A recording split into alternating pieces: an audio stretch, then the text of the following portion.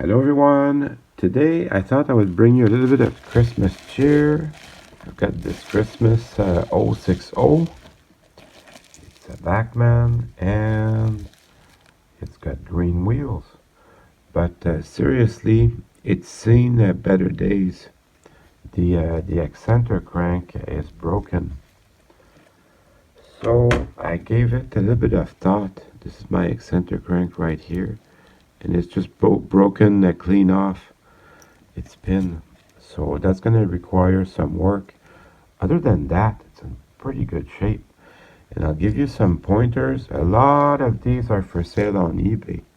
This one, the eccentric crank, is good. It just fell out.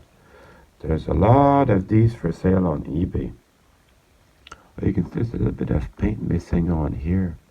I'm going to fix that as well. That looks awesome with its green wheels and white tires. So I don't plan to make any changes to the way it looks. I'm really happy to have a Christmas locomotive. Look at how shiny that is. So there's two main editions of this. The early editions, they had 3 gears. So avoid these like the plague. They don't run very well and the gears crack. If you find one that has 2 gears like this, and the 2 gears are black, these are the good ones to get. Especially look for one which has a fake knuckle type coupler like this. That means it's the newer version and it's a lot better, a lot smoother running. They haven't changed them a lot, but these ones are better running. That's going to be fun to run this engine. So let's get started. I'm going to focus on the main repair here because I want the video to be short a little bit. Dave Strains sent me one of these years ago, and it's been a really lucky locomotive for me. First thing I did is I cleaned it up and I lubricated it, and it ended up being a really good engine. And that video got up to 10,000 views by now. So that has been a really lucky engine. Dave Strains, he sent me basically a box of parts. I think I am gonna put a link to that video on my end screen. So I'm just gonna remove that little tender wheel and remove the drawbar so I can get the more comfortable to work. I had to wrestle with that screw a little bit, but I got it done. This thing, it came used, broken, and with no box. Here's what I suggest you do. Every time you remove something, put it in a box. Or as I'm using this piece of bubble wrap. So I put it in the order that I take it out. And every time I take apart, I bring it up closer. I've got to remove the 2 trucks from the tender anyways because I'm going to clean them. And then I've got my tender. It doesn't look like it's very dirty. I'm still going to clean it with some dish soap and my toothbrush. But everything looks good. The eccentric crank that's broken here, that's going to be the main thing I have to work on. And then once you have the tender off, it's easy to remove the drawbar. Just goes like that. There's 2 little pieces of wire that help you contact the locomotive. So it's good to manage them. Mine have been twisted away from this pin. This pin here brings electricity from the tender. Just refocus that. So this pin here brings electricity from the tender. So it's nice to have, really helpful. Hey, they even put the motor is even red. That's really cool actually.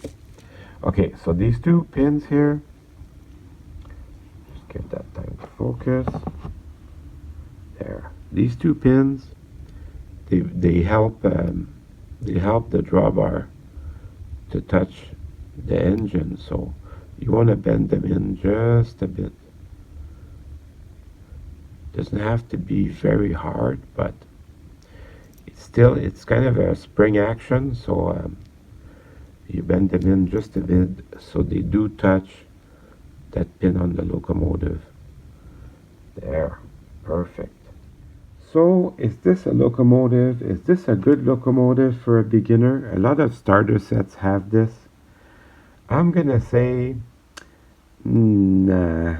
Um, if you're a beginner, I would actually spend a little more money. Kato has a very nice pocket line locomotive that runs like a dream. It's tiny, like this USRA 060, but it runs like a dream. And that is the locomotive I would get. Or I would spend a little bit more money, get a Kato 282. Those things are a dream. So, but I can get this to run. It just takes a little bit more skills. When I started in N scale, I had really poor running locomotives. And then I spent some money. I got a Kato engine. And from that day forward, I was happy. This is a good engine to get if you want to increase your skills or do like me. I like to repair them.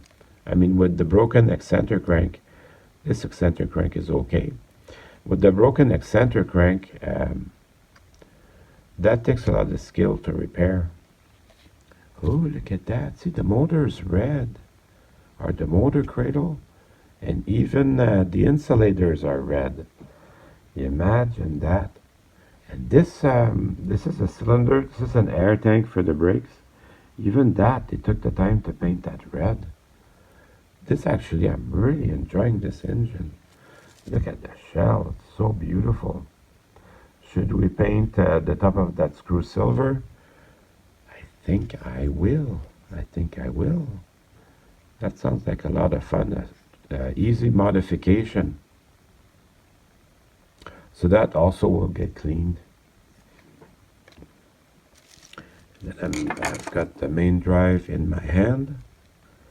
And before we split the frame, yeah, they painted the firebox red. Look at that. And this detail here, this is called a power reverse.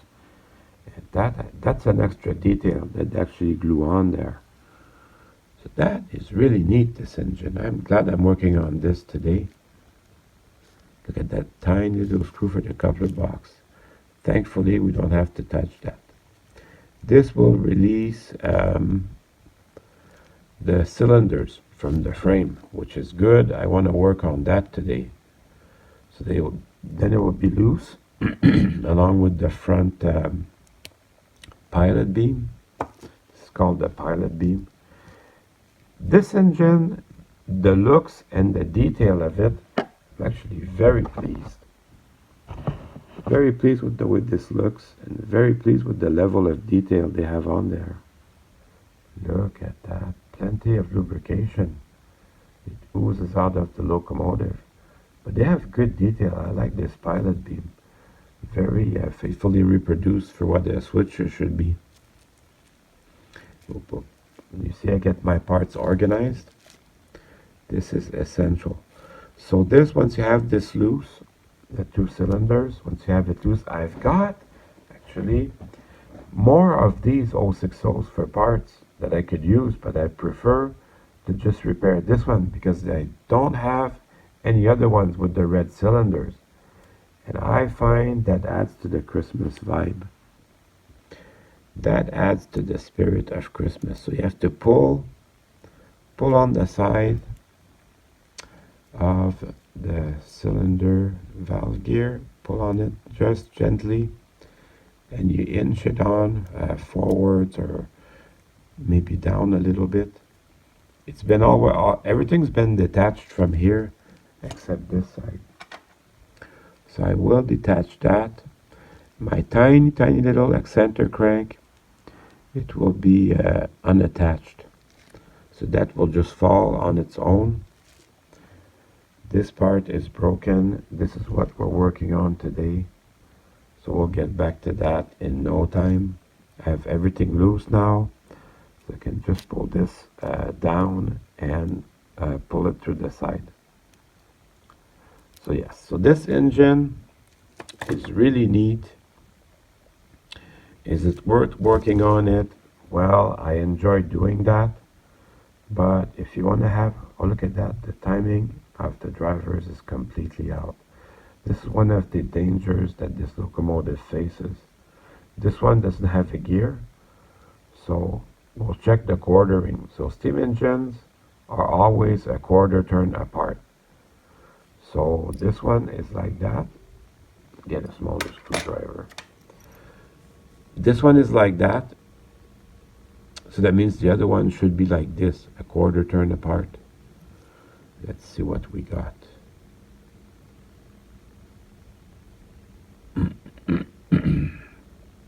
So this one is correct, quarter turn apart, and this one's 180 degree off from where it should be. So this is what these axles are called. Number 1 driver, number 2 driver, number 3 driver. So number 2 driver has traction tires, and this side is 180 degrees out. That can't be good. The engine is almost completely apart by now. I removed this little plate. Most steam engines in N scale have this plate, even HO scale ones. So tiny little screws. And you see how I'm putting everything in order so that I don't lose it. Now I expect that other than the eccentric crank, everything is right on this locomotive. Actually, for this plate, I would prefer to keep the screws in it. If that was a possibility, that's what I would prefer. Just keep the screws in it. That way, when I go to put it back together, that job is already done. So I have access to my wheel. I could remove, there's a very, very small pin here. I could remove that. And I have the wheel separated, but I don't really need to. This is the number 2 driver. It has the traction tires, so that's easy to remember. I'm going to put some white paint on this. I'll do it just before I'm done because I'm still working on handling the parts a lot. I'm still working on fixing the locomotive. So this is what you get. Yeah, this is the power reverse, an extra added detail. So let's split the frame. This motor is nice. Nice little can motor. Can't complain about that. So there's 2 screws here. They're going to allow us to split the frame. I also did an 060 last year for Christmas. I did an 060 like this with DCC and sound. And that was also very enjoyable. And the other version of this that I did, I put lights in it. But for this one, for Christmas, I don't know if I'm going to put a light in it. Last week, I put LEDs on my 2882. So you can go ahead and watch that video if you're into putting LEDs. So that should just pop out fairly easily. No need to worry about it. This little nut here, if it stays there, it stays there. If it comes out, it comes out.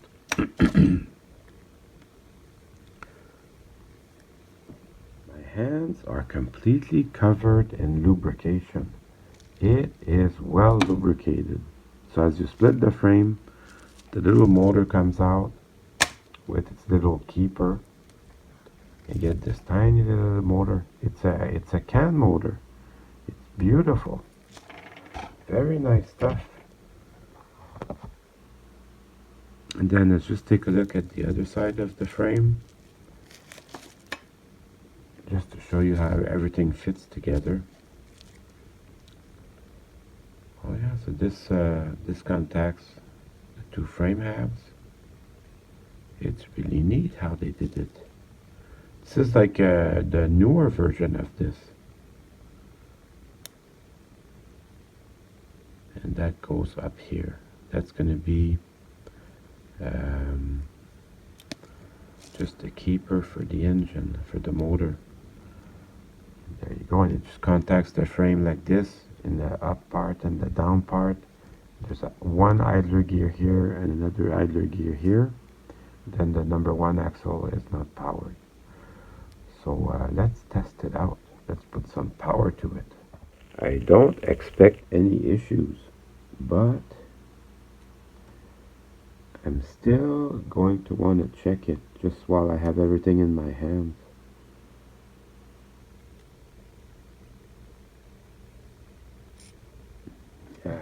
Too much power. At any rate, this is the lowest step on my power pack. So the motor runs very smoothly, nice and quiet. That should be a good runner. Whenever I have a locomotive that's not running, I do the diagnostics like this. I'll put the motor on first, and then I'll keep adding parts to it. There you go, complete engine disassembled, and now we'll put it back together one part at a time. Let's clean these wheels. So I like to do that with my rag, and I'm not going to do any lubrication because it's got plenty of lubrication, so I'm going to keep that. I'm thinking it's the original lubrication from Bachmann. When you buy these, they have tons of lubrication. It should work for years with no problems. Also, I'm going to look over the quartering. So if this is straight up, the other side should be exactly a quarter turn away, which this one isn't. It should be like that. So I'm going to review that and realign everything. Also, while I'm working on the quartering, I'm looking at the gauge here and making sure that it works perfectly. So your micro train's a height gauge has a section here for laying track and also a section here for gauging your wheels. So this seems to be perfect. I'm going to review everything. Quartering the wheels is important because you want all the valve gear to work together as one. So everything's been re-gauged and we can start rebuilding the locomotive. But before I start building the engine together, I have to get to my main objective here, which is soldering this back to here. This part is called an eccentric crank and this is called an eccentric rod. So I've got to resolder the eccentric crank together. Probably won't be easy.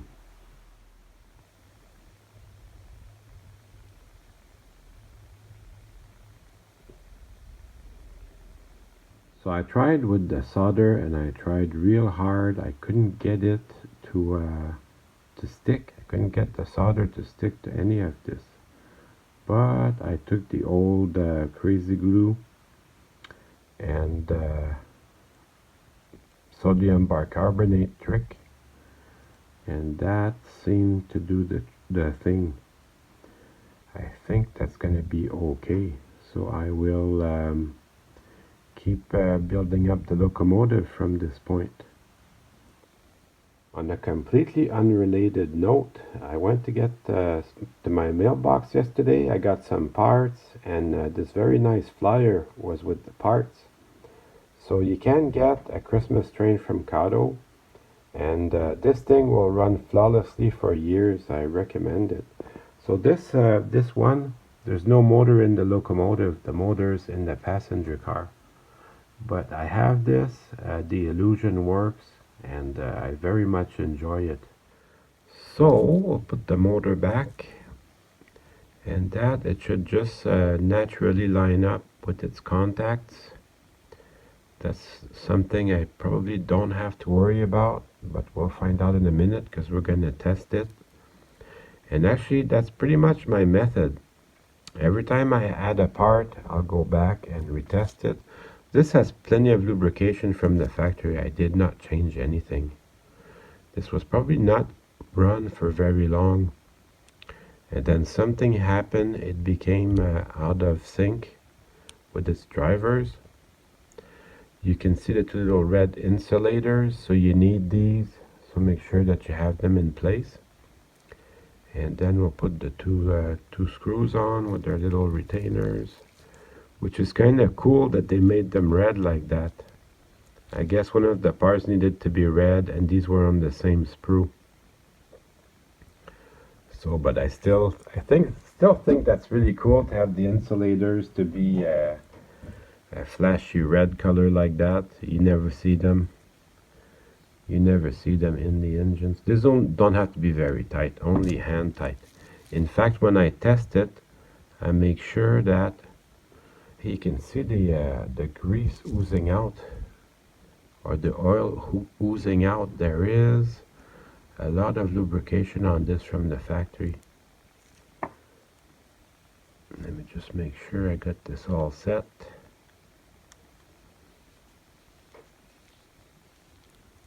Perfect. And then I'll test it, and then I'll bring in the wheels. So as you can see, it runs very well. So I'll bring in the wheels, and then we'll see what we got. So remember, there's two little connectors here, two little electrical pickups. So make sure they're behind the wheel. And then remember, the number 1 driver has got no gear. And then the number 2 driver has the traction tires. And then the number 3 driver has all the other junk. I have to hold it in because it keeps popping out. But there you go. Very smooth and very quiet. I'm going to put that little plate back on with its 2 screws, and then we'll go try it on the track. This is the Cado pocket line set, and it is really neat. The power is in the passenger car, but it's still really cool, especially if you want to show off some of your friends how small the end scale can be. So let's check out this Bachmann. It runs pretty good too, to be honest. They have come a long way, Bachmann.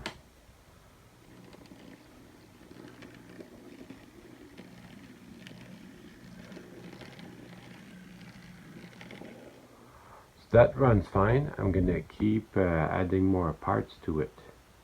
I bought these spade pens at Walmart, and I used the white quite a bit. I'm going to repaint those white tires. Now before I reassemble everything, I've got to make sure my wheels are quartered and timed properly. Otherwise my connecting rods will stop the engine from running, which is probably what happened to this thing. Probably the timing got undone, and then it would bind, and that wrecked everything. So I'm going to realign everything properly. At this point, my quartering is good. I'm going to bring in the rest of the valve gear. The exact same way that it came out. Just have to spread out the 2 little arms, and it will find its way to the back of the engine. And then that little screw. Now you have a chance here, if it's not exactly centered, you have a chance to adjust it here, like that. And then to do this final assembly, I'll just bring the main rod first, and then the cylinder rod, and then I will use this eccentric crank to do the final placing. I use the eccentric crank like a tool to put everything in its place properly.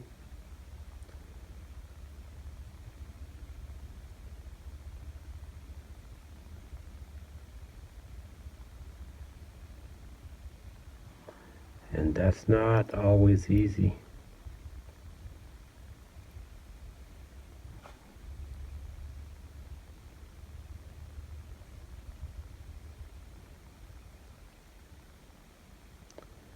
But I can do it.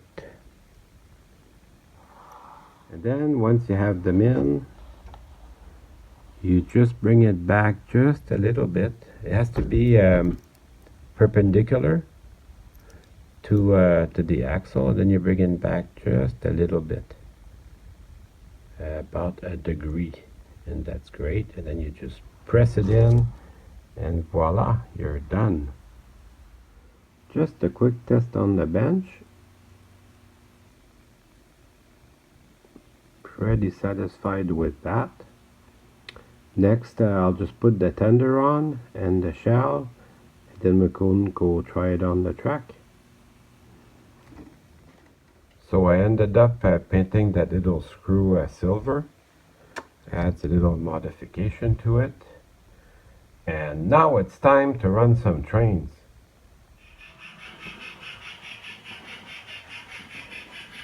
So you can DCC and sound them.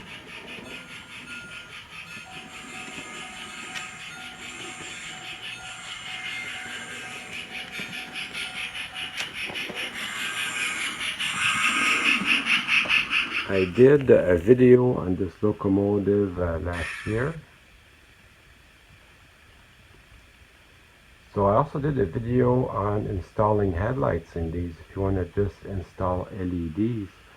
So I'll put both of these videos in the description, and on the end screen I'll put my first video that got 10,000 views, so that's going to be fun.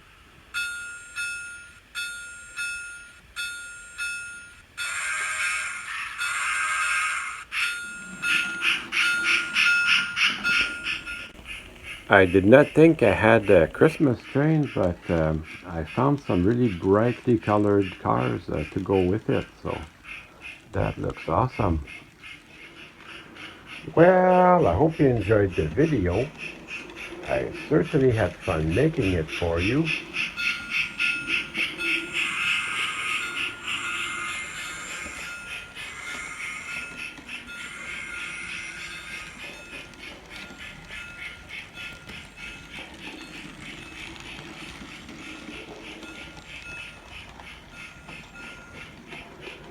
See you soon.